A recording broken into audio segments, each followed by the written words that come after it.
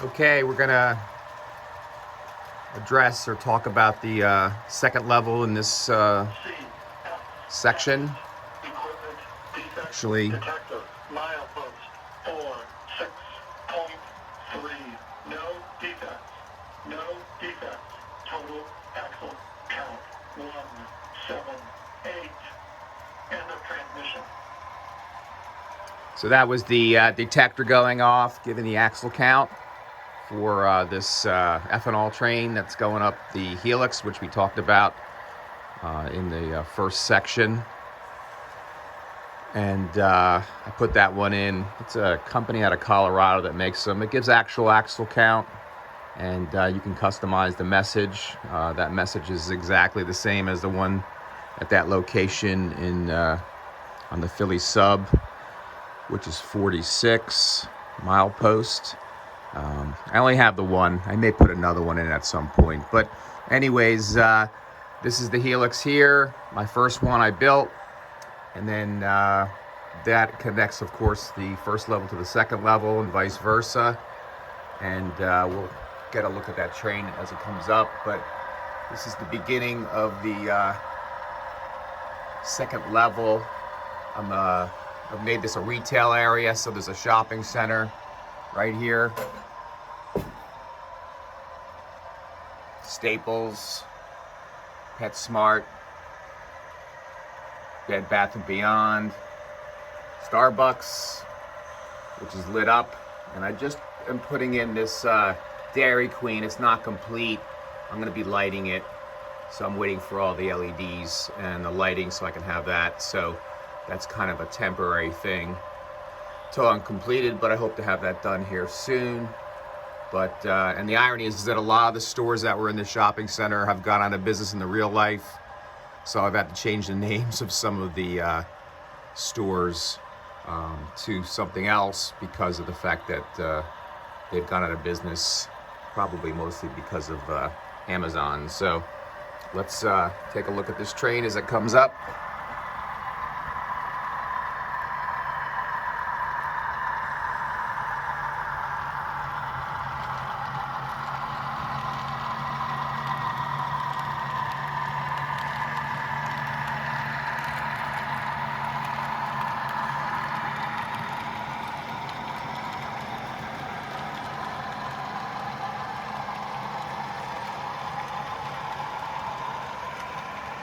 We'll be crossing the Susquehanna River Bridge. This is a scene that took me a while to get done, pretty much because I was waiting for the right bridges. The bridges are just a representation of the bridges themselves are a lot different. They do have some bridges like this, but it's also much larger too. But it does the job. It came out quite well. There is an island in the middle of the river that the bridge crosses. In the B&O times it was double track. It's single track obviously now. But it came out quite good. Those BLMA brass bridges. They're built very strongly and they turned out to be the right decision. So coming back over here, we have more retail also. A little Taco Bell action there.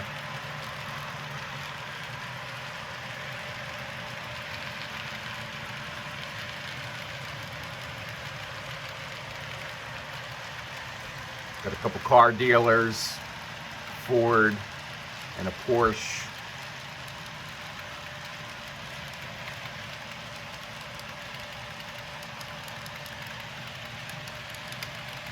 Hobby shop, BZF is my initials, so I named it after making it so that it would appear to be my hobby shop. So kind of cool, even though hobby shops are unfortunately a dying breed. And then a Burger King. So this scene came out quite well. Give you an overview of it. I'm always changing and adding, trying to make it more modern, or if the building doesn't represent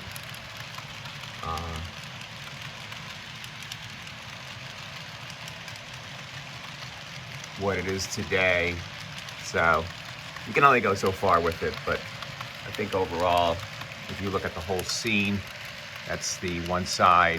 Here's your bridge, and then the retail side on the other, and then of course the Helix. So that'll give you a feel for that. And then we'll wait for this train to pass. But just a route that's along the railroad with some homes in it, and then another of those East Coast Circuit projects you can purchase, which is like a bus that's dropping off kids and lit up. So that came out pretty cool. I've had that for several years. He does really nice work. So gives you an idea on that. While we're here, I'm just gonna rotate around because this is the dispatch office. It's an office, when we put in this new addition, I had an office built with a door, which we rarely use, but inside is the dispatch station. You know, we obviously have signaling and detection, and software is a railroad and company train controller software, which we use to run the signaling and detection, and to dispatch the railroad when we have operating sessions. Which, to be honest with you, I don't have them as often as people think I do. Mostly because I work a lot of hours and I just don't have the time for them. They take a lot of work to stage, but I do have them a few times a year. Obviously, in the pandemic, I haven't been having them. But anyways, this is the dispatch office. It's a pretty cool office. That's actually the old dispatch board. It's a physical board and metal board, which we keep more for nostalgic reasons. But anyways, that's the office itself. And like I said, it's run by Train Controller Software by Railroad and Company, which is a German-based company. It's really an outstanding product. So getting back over here, this was, I believe, an S409 in the siding here.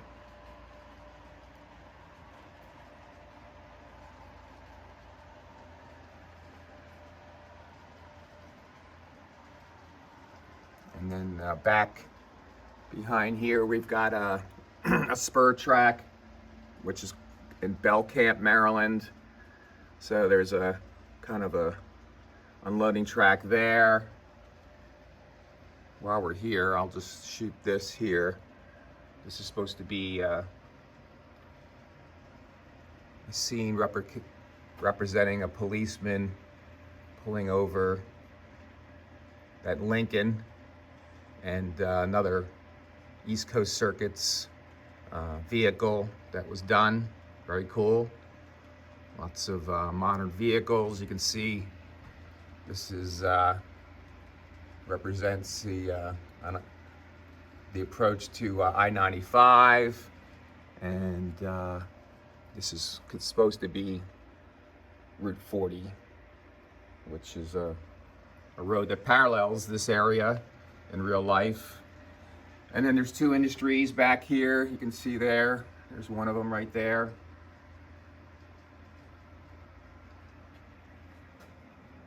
Give you a better feel. And that's the old GE facility, which moved. And that's a cool facility there. And we're basically at West Van Bibber siding location. So nice local, runs and works all these industries out of Baltimore, out of Bayview Yard. So it's a very cool, I just put up that cell phone tower there. That's the new Walther cell phone towers, which are much taller than the ones I had installed. So I put a couple of those in. And there is a view looking back at the extension room that has the area. So this area right here is obviously could have been railroad, but I chose to make it open so that people, it's almost like a crew lounge, got a couch and a TV. And during open houses, it gets quite busy. So it really has worked out quite well. But yeah, I mean, could I have come out into this area with railroad? Yes, but one of the choices I made is I really wanted a lot of open area, wide aisles. So, you know, and it's plenty of railroad, as you can see. So it's not like it's really needed, in my opinion. But anyways, so we were right here. Wanted to give a view of the whole basement. You can see there's Philadelphia. Staging underneath, which we'll address in the third section of this video series. Crew lounge area. And then once again, the extension, which is, there's a sunroom above that. And then to the right, up on the right is the dispatcher's office, which we just looked at. So let's head further west at this point.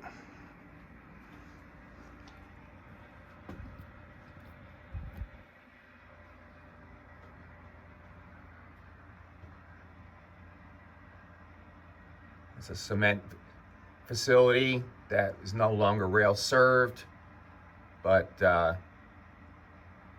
basically modeled. And then right there you can see that's called Rossville, so that's where the railroad goes from single track to double track in Baltimore. So right there, and then eventually to 3 tracks, which we'll see here in a second. So that goes along the wall. Underneath, which we'll see later, there's a staging yard. It's called Staging 3. So, so this is supposed to represent basically the beginnings of Baltimore. That's the Bayview yard office right there.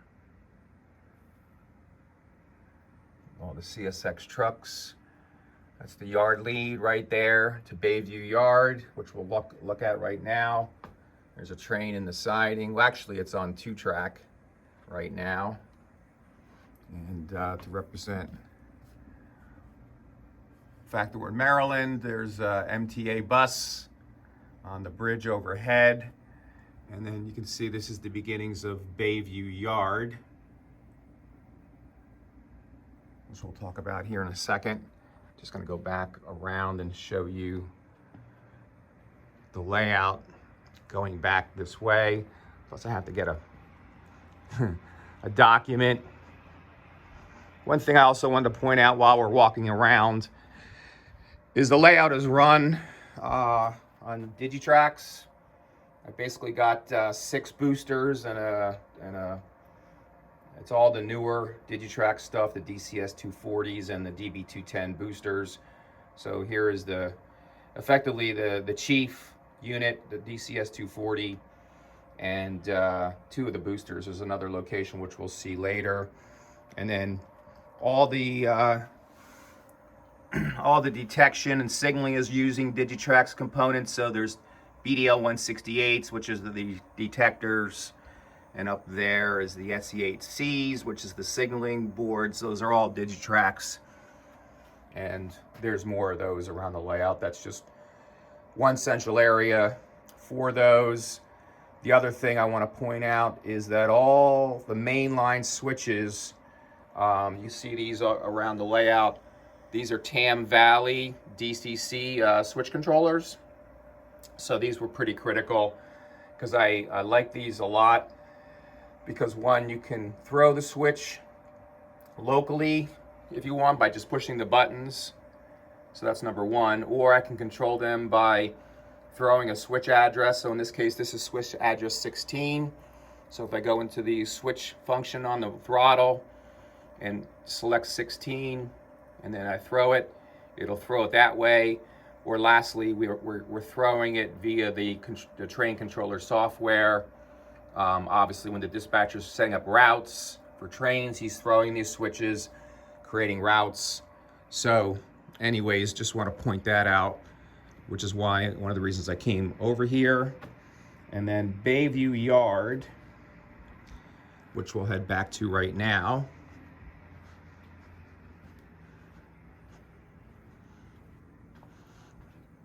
Is basically about 7 tracks and holds about 120 cars.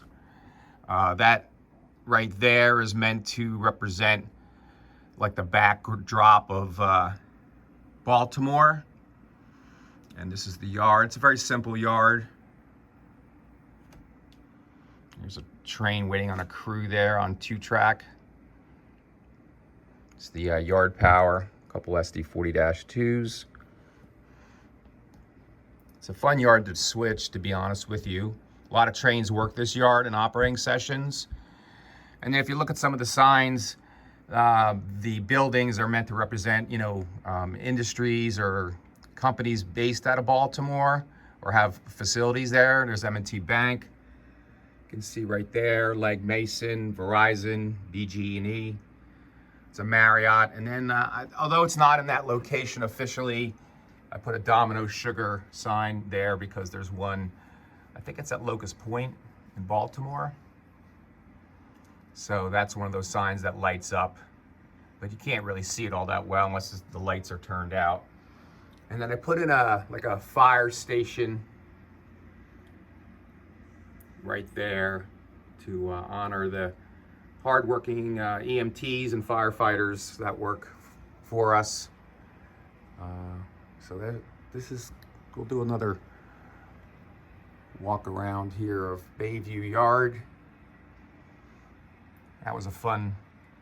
And then some of the older buildings to represent the older times of Baltimore, which probably are gone at this point, but we're not going to change that out anytime soon. So gives you an idea of Bayview Yard.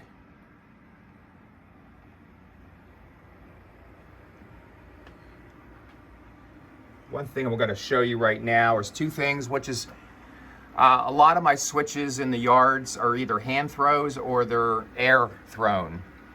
So there's a company that's no longer around called Del Air, who made air thrown switches, and like this whole board is all the switches are thrown via Del Air or air. It's an air system. I'll just throw one real quick so you can get a feel. So we're going to throw 2 to 1 right here. So when I throw it, you can see they are very reliable. These are units that were installed, 20, 25 years ago, and I have no problems with them whatsoever. So that's the board. There's another one down there on the eastbound side. That's another longer shot of Bayview Yard. It sits on foam, so I'll show you. It's basically, if you can see that, it's basically just shelving brackets, bookshelf brackets on 1x3s, and then the foam is glued to that. It's been incredibly rigid, no problems. I haven't experienced any shrinkage or anything. And the whole upper level is built with 2-inch foam. So, and the other thing I wanted to show you is if you look at every yard, every car on the system has a car card. So you can see here, like right now, this is for track 2, which is the second track in. And they have routings on them. Mostly everything on the railroad today runs in blocks. So trains stop and pick up a block or set off a block. So tracks are classified, or cars are classified that way into blocks. And you can see here I've got block cards, Cumberland, Baltimore, Rocky Mount, Selkirk. So when we have operating sessions, if you have a car that comes into the yard, if it's switched, you put a pencil line down to show it's passed through. You block it correctly, and then another train that's coming through, if they need to pick up, say, a Cumberland block, they will, of course, pick up that block and then make their set-offs. So I have a friend, Dave Summers, wrote me a program in Microsoft Access that allows me to create these cards. It's a pretty cool program. I've had it forever. It works great to this day. And every car that comes onto the layout gets a card and gets a route. I do route all cars based on how they probably would route in real life. That's one of my personal interests is operations. which I got from an old friend, John Lasan, was a longtime Conrail employee, Penn Central employee, taught me a lot about operations. And so the layout is run like the real railroad. The trains work like the real railroad. They set off the blocks just like the real trains do, or pickup blocks. So when we run an operating session, I could actually run an operating session for 8-10 hours and not finish all the trains and all the work. It's just that much to be done. So it's just not realistic. But I've tried. So let's go back over here. I think I hear a train coming. Maybe I don't. Oh, here we go. This is, I think that.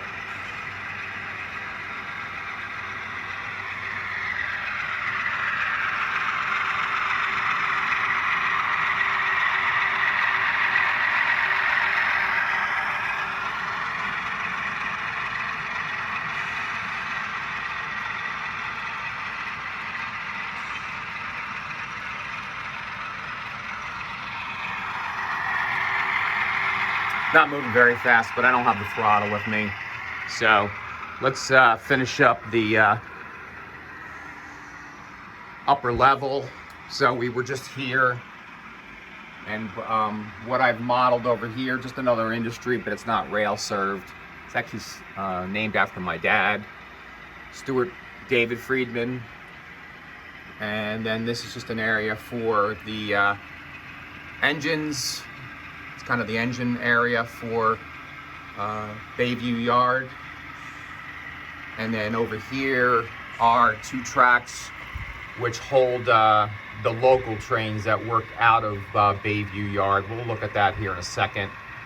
But and then when you go through that, effectively that hole in the wall, that leads to the giant Helix, which we'll look at here in a second. We'll finish up there, which takes you down to the lowest level, which is where staging lives.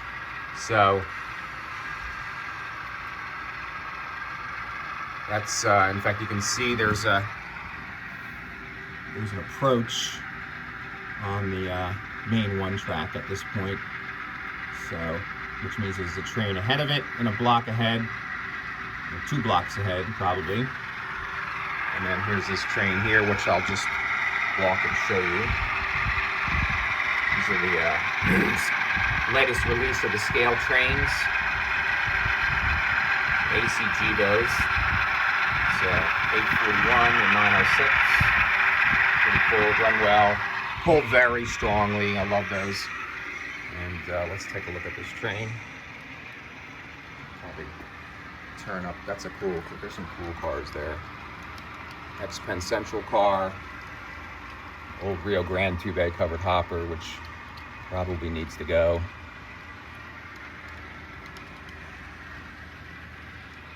Anyways, it's that train there. It's a westbound train. So let's walk back to, here's Darby.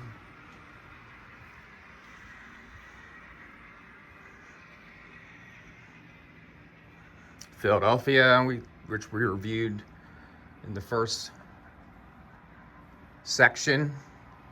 But we're walking this way because I want to show you where we're going to start next time. So all the lighting is LED. So that's one of the things I've done over the last couple of years, is all the lighting has been upgraded to very bright LED lighting. In fact, I just replaced all the lighting underneath, and it's these like small light bars that you can connect up to 24 in a row. They draw very little power. They put out a lot of light. In fact, I think I'll probably show you what it looks like with some of the main lights out. This was commented by somebody on the first section. This is my track cleaning train. Basically, it's a centerline train, a centerline car. That's a Tony's tank car cleaner, the Atlas vacuum car, and then this is basically a magnet car so that it picks up any metal, stray metal pieces that this train evolved for me over many years, and to be honest with you, has allowed it to keep the railroad very clean, so I don't have to do any hand cleaning whatsoever. I run this train almost daily, different sections of the layout. So those are the two tracks that are the local tracks from Bayview.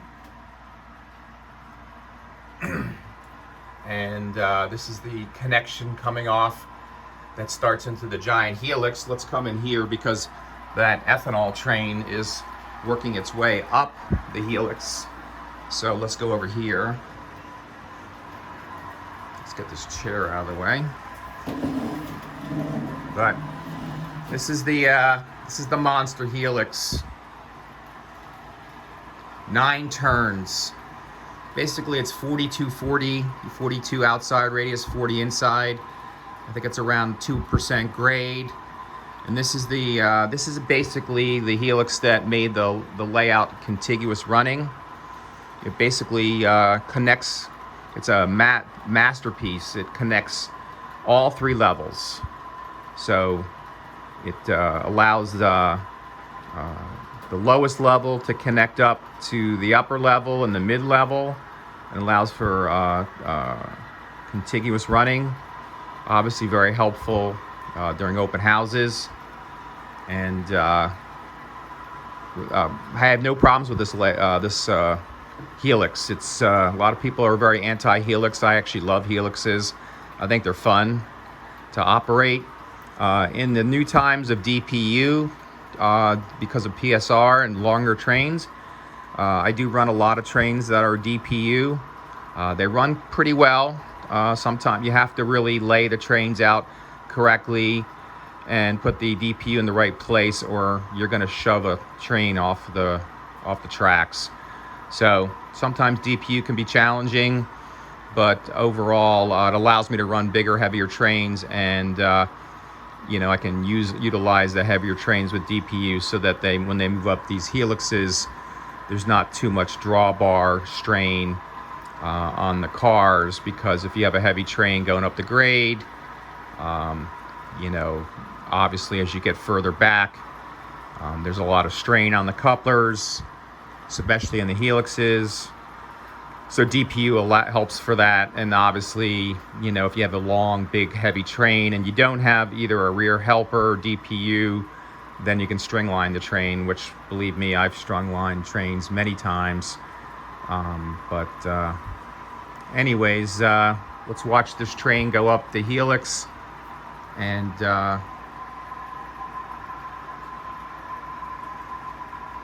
you can see that's the doorway back into the layout. This is my shop area. It's my air booth, my airbrush booth that I use. That's my desk that I do a lot of work on, building and repairing. And obviously I have that here too. But yeah, this worked out quite well. This Helix was designed in CAD by Dave Summers, and he helped me build the early parts of it, and it came out really well and really made a huge difference to the layout. So anyways, he's coming off the Helix now, as you can see right there. So he's coming from the lower level up to the middle level, or I've been calling it the lower level, but could be. There's the rest of my Digitrax boosters. There's 4 more of them, and then that's the junction to staging 2 and 3, which we'll talk about in the next video. So let's watch this train come out of the tunnel here.